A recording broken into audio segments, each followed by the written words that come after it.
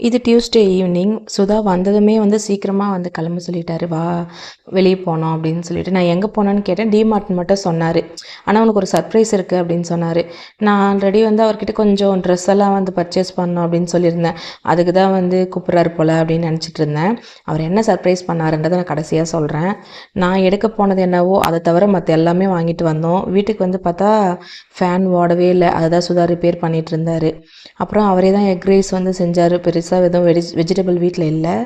Normal egg rice தான், onion போட்டு மசாலா போட்டு செஞ்சுருந்தாரு. அதை நான், கிருத்விக் அப்புறம் சுதா எல்லோரும் 3 பேருமே வந்து சாப்பிட்டு முடிச்சிட்டோம். எனக்கு தெரியாது சுதா வந்து எனக்கு இதை வாங்கி கொடுப்பாருன்னு. சில பொருளாக அவர் வேணாம் அப்படின்னு சொல்லுவார். பட் வந்து எனக்கு வாங்கி கொடுத்துருந்தாரு. என்னென்னா இந்த பிளேட் ஒன்று, அப்புறம் இந்த பிளாக் கலரில் ஒரு லீஃப் மாடல் கப்பு ஒன்று, இந்த பவுலு, அப்புறம் இன்னொரு மட் கப் ஒன்று, அது பாருங்கள் மட் கப்பு, அப்புறம் ஒரு ஸ்பூனு, அது ஒரு 35 ருபீஸ் ஸ்பூனு. அது எனக்கு கிடையாது.